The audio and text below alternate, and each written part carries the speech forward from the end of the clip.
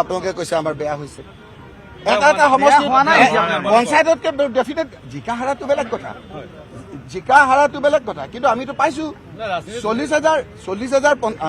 হাৰাটোতো হাৰিছো মানিছো সেইটোতো আমি কৈছোৱেই আপোনালোকে সোধা প্ৰশ্নটোকে কৈছো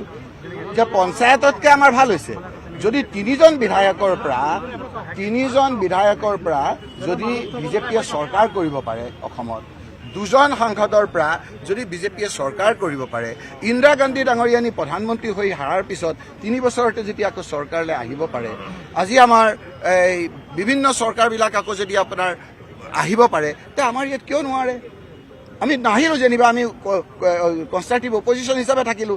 তাতে মোৰ তাত যোৱা বিধায়কক লৈ মোক একেবাৰে এনেকৈ ধৰাৰ মানেতো কিমান কিয় ভয় খাই আছে আমালৈ আমিতো 15 বছৰ চলাইছিলো তেওঁলোকৰ 15 বছৰ হ'ল জানো আমি 15 বছৰ একেলগে চলোৱা নাই জানো আমি যেতিয়া 15 বছৰ চলাইছিলো তেওঁলোকৰ বিধায়ক 3জন আছিল